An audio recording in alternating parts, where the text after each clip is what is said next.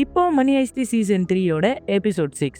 இந்த எபிசோடோட ஆரம்பத்திலேயே ப்ரொஃபசர் தூங்கிட்டு இருக்காரு. அப்போ பெர்லின் வந்து, சர்ஜியோ எந்திரி, நைட்லாம் சரியா தூங்காம புக்கு படிச்சுட்டு இருந்த போல இருக்கு, சீக்கிரம் வா, பிரேக்ஃபாஸ்ட் சாப்பிடாம வெயிட் பண்ணிக்கிட்டு இருக்கோம், டாட்டியானா வந்திருக்கா அப்படின்ற மாதிரி சொல்லிட்டு அங்கேருந்து கிளம்பி போறாரு. ப்ரொஃபசர் கிளம்பி வெளியே வந்தோடனே பெர்லின் அறிமுகப்படுத்துறாரு. தாடி நல்லா இருக்குன்ற மாதிரி அப்ரிஷியேட் பண்றாங்க. நான் பியானோயிஸ்ட், பியானோ வாசிப்பேன், கான்சர்ட்லாம் பண்ணுவேன்ற மாதிரி சொல்லுவாங்க. வளர்ம உடனே வாசிக்கவும் செய்யும் திருடவும் செய்யும்ன்ற மாதிரி சொல்லுவான். என்ன? ஆமா, நான் திருடி நிறைய இடத்துல திருடுவேன்ற மாதிரி அவங்க சொல்லுவாங்க. உன்னுடைய ராயல்மெண்ட் பிளானோட என்னோட பேங்க் ஆஃப் ஸ்பெயின் பிளான் நல்லா இருக்குன்னு அவங்க சொன்னாங்கன்ற மாதிரி சொல்லுவான். இதை கேட்டோன்னே ப்ரொஃபசருக்கு மூட் ஆஃப் ஆயிடும். ஆர்த்ரேஸ், நம்ம தனியா பேச வேண்டியது இருக்கு. எதுக்கு அவகிட்ட எல்லா பிளானையும் சொன்னேன்? போலீஸ் திடீர்னு நம்ம மாட்டிக்கணுன்றதுக்காக 1 மில்லியன் 2 மில்லியன் தரேன்னு சொன்னா அவ போய் வாக்குமூலம் தரமாட்டான்னு சொல்றியா நீ? டேய், காதலே பண்ணாத உனக்கு எப்படா காதலை பத்தி அட்வைஸ் பண்ண வருதுன்ற மாதிரி கோவப்படுவான். அதான்டா என்னோட பவரே. எந்த ஒரு ஃபீலிங்ஸோ என்னோட தாட்ஸ் இது வரைக்கும் பாதிச்சதே இல்லை. நம்மளோட பிளான்ல ஒரு பொண்ணு குறுக்க வருது எனக்கு சுத்தமா பிடிக்கவே இல்லை. ஆனா இவ அப்படி கிடையாது. எப்படி உன்னோட 4 மனைவிகள் மாதிரியான்ற மாதிரி கேட்டவுடனே ஒரு மாதிரி ஆயிடுவான் பெர்லின். இங்க பாரு, நீ என்ன வேணா சொல்லிக்க, ஆனா ஒரு பொண்ணோட ஃபீலிங்ஸ்னால நம்மளோட பிளான் பாதிக்கிறது எனக்கு சுத்தமா பிடிக்கலன்ற மாதிரி சொல்றாரு. அப்படியே அடுத்த சீன்ல இவங்க 2 பேரும் வண்டி ஓட்டுன்னு இருக்கிறது தான் காட்டுறாங்க. டைம் ஆயிடுச்சு, பலர்மா கொஞ்சம் கால் பண்ணி பேசணுன்ற மாதிரி சொன்னோடனே ரக்கேல் தான் ஃபோன் பண்ணி தராங்க. ரெக்கார்ட் ஃபிக்ஸ் பண்ணிட்டு இருக்கோம் ப்ரொஃபசர், தங்கத்தை நம்ம நினைச்சதோட அதிகமாக உருக்கிட்டோம், மற்றதெல்லாம் இங்க எல்லாமே கரெக்டா இருக்கு ப்ரொஃபசர், அங்கே எப்படி போயிட்டு இருக்கு? இங்கே எல்லாம் ஓகே, நான் அப்புறமா கால் பண்ணுறேன்ற மாதிரி ஃபோனை வச்சிடுறாரு. எதுக்கு யோசிச்சுக்கிட்டு இருக்கேன்? ரிஸ்க்கை அனலைஸ் பண்ணிக்கிட்டு இருக்கேன். ஒரு நாளைக்கு எத்தனை மாத்திரை சாப்பிட்றேன்னு எனக்கே தெரியாது. ஏகப்பட்ட நோய் வேற, தூங்கிய பல நாட்கள் ஆச்சு. இது எல்லாத்துக்கும் உள்ள இருக்க அந்த பரதேசி நாய்ங்க தான் காரணம். நான் பண்ண அதே தப்பு நீயும் பண்ணுறாத. இந்த ப்ரோட்டோகாலை ஃபாலோ பண்ணி கிட்ட போய் அவங்கள பிடிக்கணும்னு நினச்சா முடியவே முடியாது. ஒரு பெரிய பாம்பை கொண்டு வந்து போட்டு அவங்கள போட்டு தள்ள முடியும்னா அதை முதல்ல பண்ணுறான்ற மாதிரி கத்துவாரு. நீ இப்படியே இருந்தனா உள்ள இருக்கிறவங்க உன்னை பார்த்து கை கூட்டி சிரிப்பாங்க. என்னை பார்த்து எவன் சிரிச்சாலும் எனக்கு எந்த கவலையும் இல்லை. ஆனால் அரசாங்க ரகசியங்கள் வெளியே வரதுக்கு நான் ஒத்துக்கவே மாட்டேன். அப்புறம் நான் போய் கோர்ட்டில் ஏறி நிற்கணும்டான்ற மாதிரி கத்துவாரு. இந்த மாதிரி அவங்க பண்ணால் நம்ம நியூட்ரலைஸ் பண்ணலான்ற மாதிரி சொல்கிறா. என்ன சொல்கிற? அவங்க கிட்ட அரசாங்க ரகசியங்கள் இருக்குதான், ஆனா அது எப்படி இருக்கும், அதுக்குள்ள என்ன இருக்குன்னு உங்களுக்கு தெரியுமா? ஆனா இன்டெலிஜென்ட் டீமுக்கு அது எப்படி இருக்கும், என்ன ஸ்டாம்ப் யூஸ் பண்ணுவாங்கன்னு தெரியும். நம்மளே நியூஸை ரிலீஸ் பண்ணலாம். போலீஸ்கார லஞ்சம் வாங்கினது, கவர்மெண்ட் அதிகாரிகள் வாங்கினது, ஏன் அரசாங்கமே கார்பரேட் கிட்ட இருந்து பணம் வாங்கிச்சுன்னு கூட நியூஸை ரிலீஸ் பண்ணலாம். என்ன லூசா நீ? அப்படி பண்ணா மீடியால நம்மளை போட்டு கிடிப்பாங்க. அப்படி நடக்காது, அது எல்லாமே ஃபேக் நியூஸ். இப்போ எல்லா மீடியாவும் அதை வெரிஃபை பண்ண ஆரம்பிப்பாங்க. ஒரு அரசியல்வாதி இந்த இடத்துல இந்த டைம்ல லஞ்சம் வாங்கினாருன்னு நம்ம சொன்னோம்னா உண்மையில அவர் வேற ஒரு நாட்டுல இருந்திருப்பாரு. எப்படி வாங்கியிருக்க முடியும்ட்டு மக்களே கேள்வி எடுப்புவாங்க. ப்ரொஃபசர் ஒரிஜினலான நியூஸை ரிலீஸ் பண்ணா கூட அதை யாரும் பெருசா கண்டுக்கவே மாட்டாங்க. இதை மட்டும் பண்றோம், அந்த கேப்ல உள்ள போயிட்டு எல்லாரையும் தூக்கிட்டு வந்துகிட்டே இருக்கோன்ற மாதிரி கூலா ஜூஸ் குடிச்சிட்டு இருக்காங்க. அடுத்து இந்த பக்கம் அந்த குண்டு பையன் நெஞ்சில் அடி வாங்கினால அப்போ ஆண்டி கஷ்டப்பட்டு எந்திரிச்சு உட்காருவான். அந்த மேயரோட அசிஸ்டன்ட் தான் இங்க இருப்பாங்க. உனக்கு ஏதாவது பிரச்சனையா, வலிக்குதான்ற மாதிரி கேட்பாங்க. இல்ல அப்படி ஒன்றும் இல்லை, அவர் வயிற்றுல சுட்டார்ல, வயிறு மட்டும் கொஞ்சம் வலிக்குது, எனக்கு வயிற்றுல ஏற்கனவே பிரச்சனைன்ற மாதிரி சொல்லுவான். அந்த டைம்ல டென்வர் வந்துட்டு, டேய் எந்திரா அப்படின்ட்டு கடகடன்னு அவனை பிடிச்சி இழுத்துட்டு போறான். எல்லாருமே பார்த்து பயப்படுறாங்க. அந்த பொண்ணு அவனுக்கு பிடிச்சிருக்காடான்ட்டு பக்கத்துல வந்து கேட்டா ஆமான்ற மாதிரி தலையாட்டுவான். இங்க பாடுறா, உன் லவ்வை எக்ஸ்பிரஸ் பண்றதுக்கு இதெல்லாம் வழியே கிடையாது, நல்லபடியா பண்ணோம், புரியுதா? இப்போதைக்கு நான் ஒரு வில்லன், உன்னை அடிக்கடி வந்து டார்ச்சர் பண்ணுவேன், நீ ஹீரோயிசமா நடந்துக்கணும், அப்புறம் தானே உனக்கு தர சாப்பாடு அந்த பொண்ணுக்கு தரணும்.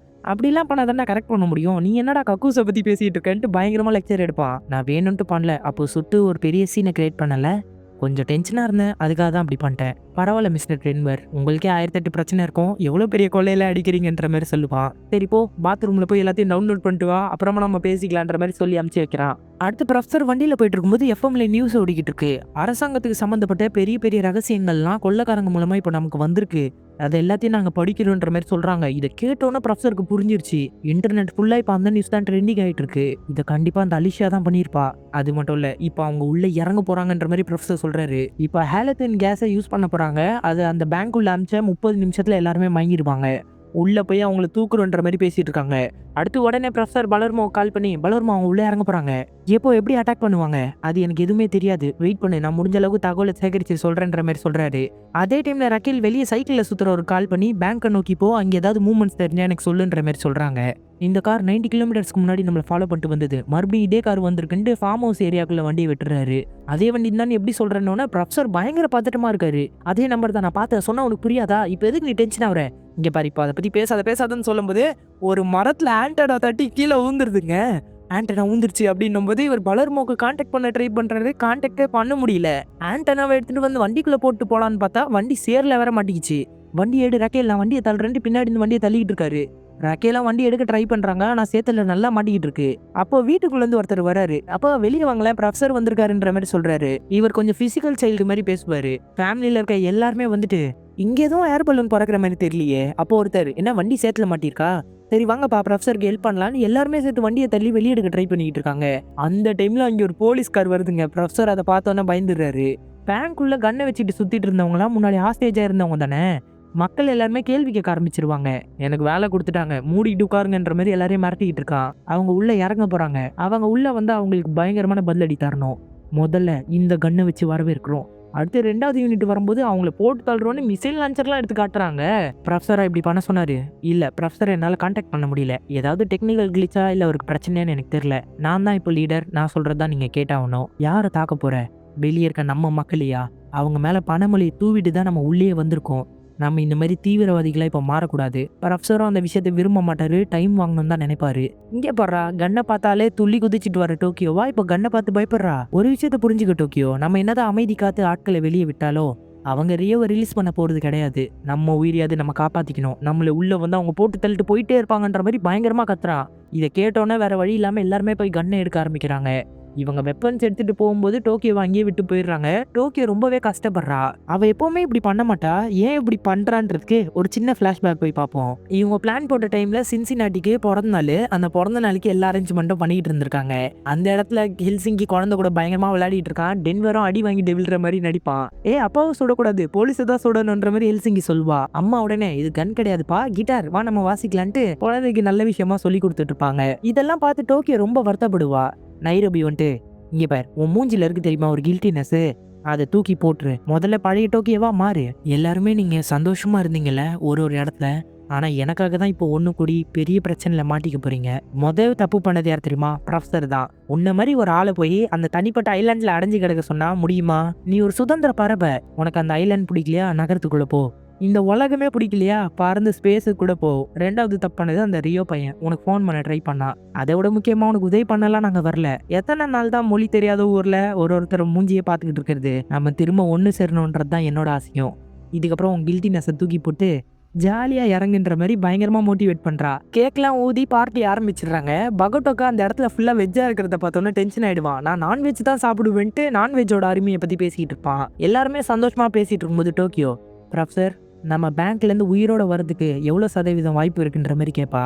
இப்போ இருக்கிற நிலைமையை பத்தி சொல்லணும்னா 50% தான் இருக்குன்ற மாதிரி சொல்வாரு. உடனே எல்லாருமே சோகமாயிடுவாங்க. இந்த டைம்ல நான் ஒன்று பண்ணணும்னு நினைக்கிறேன். எல்லார் சார்பா வந்துட்டு ஒரு சாங் போட்டு எல்லாருமே பாட்டு பாடிட்டு இருப்பாங்க. இந்த சாங் தான் முதல்ல இவங்க ஹைஸ்ட் பண்ணும்போது அப்பாவும் பையனும் பாட்டு பண்ண சாங். இங்க அந்த போலீஸ்கார் வந்துட்டு, என்ன வண்டி இங்கே இது நின்றுட்டு இருக்குன்ற மாதிரி கேட்பாரு. இல்ல, சிட்டில வேலை பார்க்குறேன் என்னோட தம்பி, அவனோட வண்டி தான் இது, எங்களுக்காக நாங்க கேட்டிருந்தோன்ற மாதிரி சொல்லுவாங்க. அந்த டைம்ல ப்ரொஃபஸரை முதல்ல பார்த்தவரு இது ப்ரொஃபஸரோட வண்டின்ற மாதிரி உளறிடுவாரு. இல்ல, என் தம்பி சிட்டி சைட்ல ப்ரொஃபஸரா தான் இருக்கான், நாங்க வெக்கேஷன் போறதுக்காக தான் இந்த வண்டி கேட்டோன்ற மாதிரி சொல்லி சமாளிச்சுட்டு இருப்பாரு. அவங்க வண்டிக்குள்ளதான் உள்ள ஒளிஞ்சிக்கிட்டு இருக்காங்க. சரி உள்ள போய் பார்க்கலாமா? இல்ல, நீங்க ஷூ வேற அழுக்கா போட்டிருக்கீங்க, உள்ள கார்பெட் புதுசா இருக்குன்ற மாதிரி எவ்வளோ சொல்லி சமாளிக்க ட்ரை பண்ணுவாங்க. ஆனா அவர் கேட்காம உள்ள போய் பயங்கரமா சுத்தி பார்த்துட்டு, பரவாயில்ல வண்டி சூப்பரா இருக்கு, ப்ரொஃபசர்ஸ் எல்லாம் நல்லா சம்பாதிக்கிறாங்க போல இருக்கே, இதே மாதிரி ஒரு வண்டியை நானும் வாங்கி ரிட்டையர்மெண்ட் டைம்ல என் வைஃப் கூட சுத்தணும்னு நினைக்கிறேன், என்னோட காரை தூக்கிட்டு வரேன், வண்டியை தூக்கிடலான்ட்டு கயிறு கட்டி பின்னாடி இழுக்கிறாரு. போலீஸ்காரரே ஹெல்ப் பண்ணி தான் ப்ரொஃபசரோட வண்டியை வெளியே எடுத்து கொடுத்துட்டு போறாரு. அடுத்து எல்லாருக்கும் நன்றி சொல்லி பணத்தை எடுத்து தராங்க. பணத்தை வாங்கிட்டு சந்தோஷமா வெளியே அனுப்பிச்சு வைக்கிறாங்க. அடுத்து ரக்கேலுக்கு வெளியே இருக்கிற ஒரு ஃபோன் பண்ணி ஏதோ கேஸ் மாதிரி ஃபில் பண்ணிட்டு இருக்காங்கன்ற மாதிரி சொல்லிடுவாரு. அவ ஹாலோத்தின் கேஸை யூஸ் பண்ணி உள்ள இறங்க போறா. டிவியை பார்த்தா ஆர்த்ரோ பேட்டி கொடுத்துக்கிட்டு இருக்கான். இந்த மாதிரி கிரிமினல்ஸ் எல்லாம் மோசமா டீல் பண்ணும், இவங்கள மாதிரி சப்பத்தனமா டீல் பண்ணிட்டு இருந்தா வேலைக்கு ஆகாதுன்ட்டு கேம்ப்ல இருக்கிறவங்களே கழுவி ஊத்திக்கிட்டு இருப்பான். அவனை உள்ள இழுத்துட்டு வாங்கலன்ற மாதிரி பிரியத்தோ சொல்றாரு. அடுத்த சீன்ல உள்ள வந்து உட்காந்துட்டு இருக்காரு. நான் வெளியே போலாமா? இல்ல, நீ மீடியால பெரிய பருப்பு மாதிரி பேசி வச்சிருக்க, அதனால எல்லாரும் எங்களை போட்டு கிழிக்க ஆரம்பிச்சிடறாங்க, உன் வாயை நீ மூடிட்டு இருக்கிற வரைக்கும் இங்கதான் இருந்தாகணுன்ற மாதிரி சொல்றாரு. ஒரு எக்ஸ்போர்ட்டோட ஆலோசனை வேணும் தானே என்ன கூப்பிட்டீங்க, நீங்க என்ன முன்னாடியே வர வச்சிருக்கணும். இந்த கேஸை பொறுத்த வரைக்கும் இதெல்லாம் உங்க கை மீறி போயிடுச்சு, என்ன மாதிரி ஒரு ஆளால தான் உதவி பண்ண முடியும்னு பெருமையா பேசிப்பான். உன்னோட வைஃபே உன்னை விட்டு போயிட்டாடா, நீ இந்த மாதிரி மேடையில போய் பெருமை பீத்திக்கிட்டு உன்னை எல்லாருமே கை தட்டி ரசிக்கணும், அந்த போதையில வாழணும்னு ஆசைப்படுற ஒரு முட்டா பயடா நீ. வீட்டுக்கு போனா உன்னை பார்த்துக்கிட்டு ஏன்னு கேள்வி கேட்க கூட ஒரு நாதி இல்லாத அனாதை நின்று ரொம்ப பயங்கரமா பேசி விட்டுருவாரு. அடுத்து ப்ரொஃபசர் அவரோட இடத்துக்கு வந்தா அதே மாதிரி டிட்டோவா இன்னொரு வண்டியை ரெடி பண்ணி வச்சிருக்காங்க. போனோடனே வளருமோ கேக்குதான்னு கால் பண்றாரு. ஆனா யாருமே அதை அட்டன் பண்ண மாட்டேங்கிறாங்க. அடுத்து எல்லா போலீஸ்காரங்களும் வென்டிலேஷனை யூஸ் பண்ணி பேங்க்ல இறங்குறாங்க. 10 நிமிஷத்துக்கு முன்னாடியே அந்த கேஸை உள்ள நிறச்சி விட்டாங்க. உள்ள போனோன்னா எல்லாரையும் சுட்டு கொண்டு இருக்குன்ற மாதிரி அலிஷா சொல்லி அனுப்புறா. இருந்தாலும் பிரியத்தோ அப்படிலாம் பண்றாதீங்க, பார்த்து எதுவாக இருந்தாலும் டீல் பண்ணுங்கன்ற மாதிரி தான் சொல்லி அனுப்புறாரு. எல்லாருமே ஆக்சிஜன் டேங்க் மாட்டிக்கிட்டு உள்ள வந்து செக் பண்ணிட்டு இருக்காங்க. நிறைய இடத்துல ஹாஸ்டேஜஸ் தான் மயங்கி போயிருக்காங்க. இவங்க வேற ஒரு இடத்துக்குள்ள போகும்போது முன்னாடி இருந்து பயங்கரமா ஷூட் பண்ணிட்டு இருக்காங்க. முன்னாடி ஷூட் பண்றாங்கன்ட்டு கவர் பண்ணி தடுத்துக்கிட்டு இருந்தா பின்னாடி வந்து ஷூட் பண்றாங்க. வேற வழியே இல்ல, நமக்கு ரைட் சைடுல இருக்க டோர் வழியா போயிடலான்ட்டு அந்த வழியா போறாங்க. அந்த இடத்துல லிஃப்ட் ஓபன் ஆகுது. ஹெல்சிங்கி மிஷின் கன்னை வச்சு சுட்டு பொசுக்கிட்டு இருக்கா. இதை யாருமே எதிர்பார்க்கல. எல்லாருமே ஆக்சிஜன் மாஸ்க் மாட்டிக்கிட்டு இருக்காங்க. அடுத்து ப்ரொஃபசர் கான்டாக்ட் பண்ண டைமை கட்டுறாங்க. அப்போ டோக்கியோ தான் அட்டென்ட் பண்ணிருக்கா. அவங்க கேஸை யூஸ் பண்ணி இறங்க போறாங்க. எல்லாரும் பிளானை மாத்திங்கன்னு லாஸ்ட் மினிட்ல பிளானை மாத்தி இப்படி பண்ணிருக்காங்க. ஹெல்சிங்கி சுடுறதுனால அப்படியே போய் வேற ஒரு கதவுக்குள்ள போறாங்க.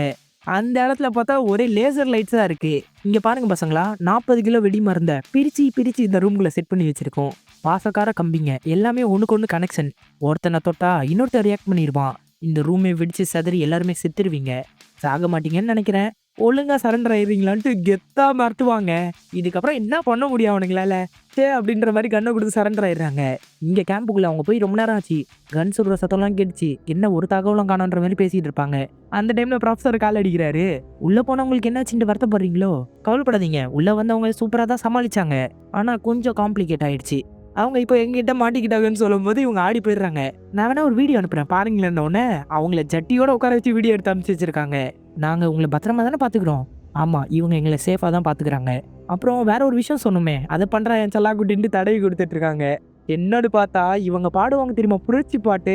அந்த பாட்டை இவங்க எல்லாருமே பாட சொல்றாங்க. நான் வேணா உங்களுக்கு ஒரு ஆஃபர் தரேன். ரியோவை நீங்க ரொம்ப டார்ச்சர் பண்ணிருக்கீங்க. இந்நேரம் உங்க கவர்மெண்ட் ரியோவை அவங்க கஸ்டடிக்கு எடுத்து என்னென்ன நீங்க டார்ச்சர் பண்ணீங்கன்னு விசாரிச்சு உங்க மேலே ஆக்ஷன் எடுப்பாங்க. அதுக்கு முன்னாடி எங்ககிட்ட ரியோ நீங்க ஒப்படைச்சிங்கன்னா அது ரொம்ப நல்லது. உங்களுக்கு தேவையான போலீஸ்காரங்களை நான் விட்டுறேன். இல்லைனா இந்த புரட்சி பாட்டு பாடுறது ஆன்லைன்ல லீக் ஆச்சுன்னா உங்களோட மானம் கப்பல் ஏறிடும். அதை விட முக்கியமா நீங்க எல்லாருமே எங்களை பேங்க்குள்ள இருந்து வெளியே எடுக்கணும்னு நினைக்கல, உள்ளே வச்சு போட்டு தள்ளணும் தான் நினைக்கிறீங்கன்னு எனக்கு நல்லாவே தெரியும். அதுக்கு பதிலாக ரியோவை நீங்க உள்ள அமிச்சிட்டீங்கன்னா அவனை கொல்ற வாய்ப்பு கொஞ்சம் அதிகமா இருக்கும்ல. வேற வழியில ஒத்துக்கன்ற மாதிரி பிரியத்து சொல்றாரு. அவங்க உடனே அது மட்டும் ஒத்துக்க முடியாது, கொஞ்சம் ஹாஸ்டேஜஸையும் நீ ரிலீஸ் பண்ணுன்ற மாதிரி சொல்றாங்க. சரி, 40 ஹாஸ்டேஜஸையும் ரிலீஸ் பண்றேன், உங்க போலீஸ் டீமையும் ரிலீஸ் பண்றேன். இப்போவே டைம் 8 ஆகுது. இல்ல நைட்ல வேணாம், நான் 40 ஹாஸ்டேஜஸை வெளியே கொண்டு வரேன். ரிஸ்க் எடுக்க விரும்பல, அதனால காலையில 8 மணிக்கு இது நடக்கட்டும்ன்ற மாதிரி சொல்லிட்டு போனை வச்சிடறாங்க. ப்ரொஃபசர் டோக்கியோ கிட்ட சொன்னோன்னே பயங்கரமா சந்தோஷப்பட ஆரம்பிக்கிறா. அடுத்து பார்த்தா ரியோவை எழுப்புறாங்க. பயங்கர தூக்கத்துல அவனை வச்சிருந்திருக்காங்க. அவனை குளிப்பாட்டி ரெடி பண்ணிட்டு இருக்காங்க. எங்க நம்ம போறோன்ற மாதிரி கேட்டா ஸ்கூலுக்கு போறோம், ஸ்கூலுக்கு தான் ரெடி ஆயிட்டு இருக்கேன்ற மாதிரி பயங்கரமா அவனை ரெடி பண்ணிட்டு இருக்காங்க. என்ன ஒரு அம்மாவா நடந்துக்க ட்ரை பண்றியா? உன் பிள்ளைக்கு உன்னை சுத்தமா பிடிக்காதுன்ற மாதிரி சொல்லுவான். இதை கேட்டோன்னா அவங்களுக்கு மூட் ஆஃப் ஆயிடும். இது வரைக்கும் ரியோக்கு எங்க போறோம்னே தெரியல. எல்லா மக்களும் ஆர்ப்பாட்டமா கத்திக்கிட்டு இருக்காங்க. டோக்கியோ வெளியே போய் விண்டோ வழியா எட்டி பார்த்துக்கிட்டு இருக்கா. ப்ரொஃபசரும் டிவியில பார்த்துட்டு இருக்காரு. மக்களோட கரகோஷமும் அந்த எதிரில் இருக்க பேங்கை பார்த்தோன்னா தான் உனக்கு புரியுது. டோக்கியோ மனசுக்குள்ளேயே நினைக்கிறா, இவனை பார்த்த பிறகுதான் நம்ம பட்ட கஷ்டம்லாம் ஒரு தூசுன்னு நமக்கு தோணுது. அவன் மக்களை பார்த்துட்டு அப்படியே கையை மேலே உயர்த்துவான் பாருங்களேன். மக்களோட கரகோஷம் வேற லெவலில் இருக்கும். இவங்க சாதிச்சிட்டாங்க, எவ்வளோ பெரிய விஷயம் தெரியுமா இது? எதிர்பார்க்கவே இல்லை. அவ்வளோதான், இதோட சீசன் 3யோட எபிசோட் 6 முடிக்கிறாங்க. இந்த எபிசோடு எப்படி இருந்துச்சுன்றதை மறக்காம கமெண்ட் பண்ணிருங்க. இது வரைக்கும் நம்ம சேனலை சப்ஸ்கிரைப் பண்ணாமல் பார்த்துட்டீங்கன்னா சப்ஸ்கிரைப் பண்ணிக்கோங்க. சோஷியல் மீடியாவில் நம்மளை ஃபாலோ பண்ணாதவங்க டிஸ்கிரிப்ஷனில் லிங்க் கொடுத்துருக்கேன், அதை யூஸ் பண்ணி ஃபாலோ பண்ணிக்கோங்க. தேங்க்யூ.